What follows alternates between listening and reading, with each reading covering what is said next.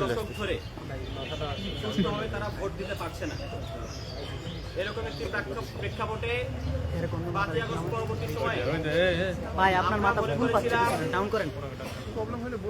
নির্বাচন কমিশন একটি নির্দলীয়তা প্রতিষ্ঠান হিসেবে কাজ করবে, সুষ্ঠু, নিরপেক্ষ এবং একটি সুন্দর নির্বাচন উপহার দিবে।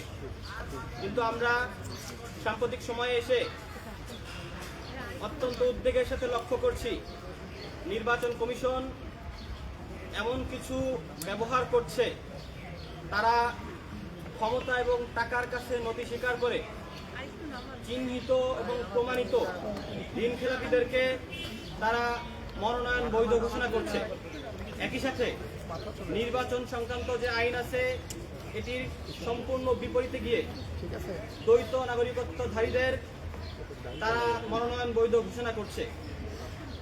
এই অন্যায্য এবং অন্যায়ের বিরুদ্ধে বৈষম্য বিরোধী ছাত্র আন্দোলন মনে করেছে তারা যদি এই মুহূর্তে চুপ থাকে তাহলে এই অন্যায়কে সহযোগিতা করা হবে।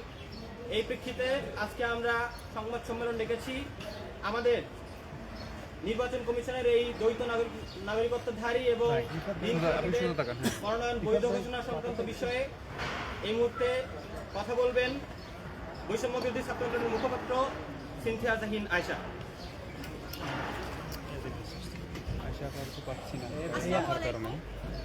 প্রিয় সাংবাদিক ভাই বোনেরা এবং দেশবাসী, আমরা আজ গণতন্ত্র এবং 2024 সালের হাজার হাজার আমাদের আহত এবং শহীদ ভাইদের রক্তের সাথে যে বেইমানি হচ্ছে, যে প্রতারণা হচ্ছে, যে বিশ্বাসঘাতকতা হচ্ছে তার প্রতিবাদে আমরা দেখেছি 2024 সালের গণঅভ্যুত্থানের পরে বাংলাদেশের সর্বস্তরের মানুষ আশা করেছিল বাংলাদেশে একটি নতুন রাজনৈতিক প্রেক্ষাপট তৈরি হবে এবং নতুন নৈতিকতার সৃষ্টি হবে।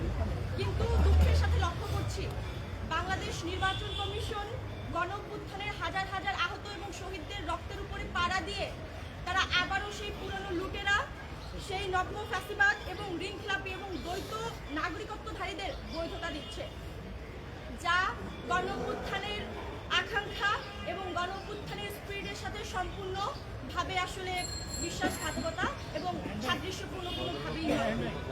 আমরা দৃঢ়ভাবে জানাতে চাই 2024 সালের হাজার হাজার শহীদের রক্তের উপর দিয়ে যেই সরকার গঠিত হয়েছে এবং যেই নির্বাচন কমিশন গঠন করা হয়েছে তাদের অন্যতম দায়িত্ব ইতিহাসের সর্বোত্তম নিরপেক্ষ এবং প্রতিদ্বন্দ্বিতামূলক একটা নির্বাচন বাংলাদেশের জনগণকে উপহার দেওয়া। কিন্তু আমরা দেখতে পাচ্ছি তাদের বক্তব্য যে তোমাদের মনোনয়ন বৈধ করে দিলাম, ব্যাংকের টাকাটা দিয়ে দিও, এই ধরনের বক্তব্য দিয়ে তারা ঋণখেলাপিদের মনোনয়নের বৈধতা দিচ্ছে। এবং যারা সুসময়ের পাখির মতো বাংলাদেশে এসে সুসময়ে রাজনীতি করে এবং সুযোগ বুঝে হাজার হাজার কোটি টাকা লুটপাট করে বিদেশি নাগরিকত্ব নিয়ে বাংলাদেশের দুঃসময় কিংবা ক্রান্তিকালীন সময়ে জনগণের পাশে না থেকে বিদেশের নাগরিকত্ব নিয়ে বিদেশে জীবনযাপন করে 24 পরবর্তী বাংলাদেশের নতুন রাজনৈতিক প্রেক্ষাপটে তারা এসে সেই দ্বৈত নাগরিকত্বধারীদেরকেও এই নির্বাচন কমিশন বৈধতা দিচ্ছে জনগণের প্রতিনিধিত্ব করার জন্য, যা বাংলাদেশের জনগণের সাথে, জনসাধারণের সাথে এবং আমাদের আহত এবং শহীদ ভাইদের সাথে সরাসরি প্রতারণার শামিল। আমরা স্পষ্ট করে বলতে চাই নির্বাচন কমিশনের এই ধরনের ভূমিকা এবং তারা যে ধরনের আচরণবিধি প্রকাশ করছে, তারা যে ধরনের পক্ষপাতিত্বমূলক আচরণ করছে সেটা কোনোভাবেই তাদের সাথে তাদের কাছ থেকে আমরা আশা করি না। প্রাপ্ত তথ্য এবং দাখিলকৃত মনোনয়নের তালিকা অনুযায়ী রাষ্ট্রায়ত্ত ব্যাংকের বিপুল পরিমাণে অর্থের ঋণখেলাপি প্রার্থীদের মনোনয়নের বৈধতা দেওয়া হয়েছে। একাধিক ব্যাংকে খেলাপি থাকা সত্ত্বেও নির্বাচন কমিশন টেকনিক্যাল ক্লিয়ারেন্স দেখিয়ে নানা অজুহাতেও বৈধতা দিচ্ছে এবং আদালতে চলমান আর্থিক মামলার পরেও প্রার্থীদের তালিকায় নাম বহাল রাখছে।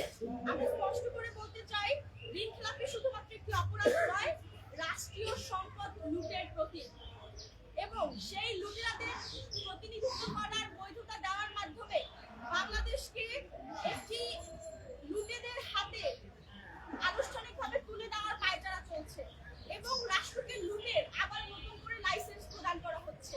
আমরা যার তীব্র নিন্দা এবং প্রতিবাদ জানাচ্ছি।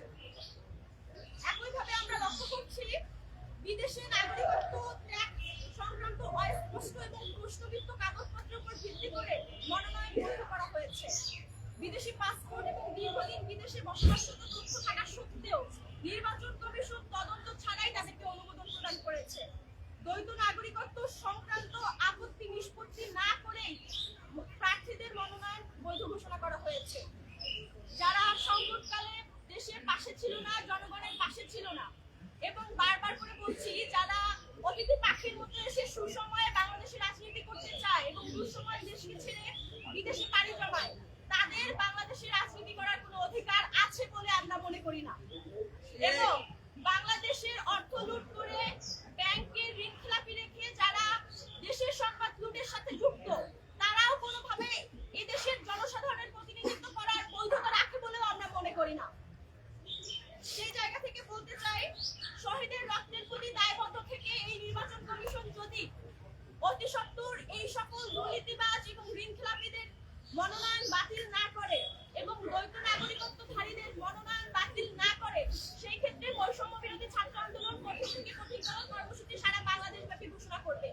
এবং তাদের জন্য এটা এক প্রকার আমরা আলটিমেটাম দিতে চাই যে অতি দ্রুত তারা যাতে জনগণ এবং সাধারণ শিক্ষার্থী থেকে শুরু করে মানুষের পালস বুঝে, যদি তারা সেই মানুষের পালস এবং জনগণের মতামতকে প্রাধান্য না দিয়ে জনগণের পালসের বিরুদ্ধে গিয়ে তারা এই সিদ্ধান্তে অটল থাকে, তাহলে তাদের পরিণতি খুব করুণ হবে, যেটা হাসিনার ক্ষেত্রে হয়েছিল। আমরা স্পষ্ট ভাষায় বলতে চাই, কোনোভাবেই এই দ্বৈত নাগরিকত্বধারী এবং লুটেরা ঋণ খেলাপিদের মনোনয়ন প্রত্যাহার না করলে এই নির্বাচন কমিশনকে বৈষম্য বিরোধী ছাত্র আন্দোলন ছেড়ে কথা বলবে না। আমরা তাদের বিরুদ্ধে কঠিন থেকে কঠিনতর কর্মসূচি ঘোষণা করতে বাধ্য হব এবং এর প্রেক্ষিতে বাংলাদেশে যে কোনো ধরনের ঘটনা ঘটতে পারে আমরা তাদেরকে আগেই হুঁশিয়ারি করে দিতে চাই। আমরা জানাতে চাই, আমরা কোনোভাবেই আমাদের শহীদ এবং আহত ভাইদের রক্তের সাথে বেইমানি হতে দিব না। যারা 24 পরবর্তী সময়ে একটা পরিবর্তনের বার্তা নিয়ে এই আসনগুলোতে আসীন হয়েছিল, বসেছিল, তারা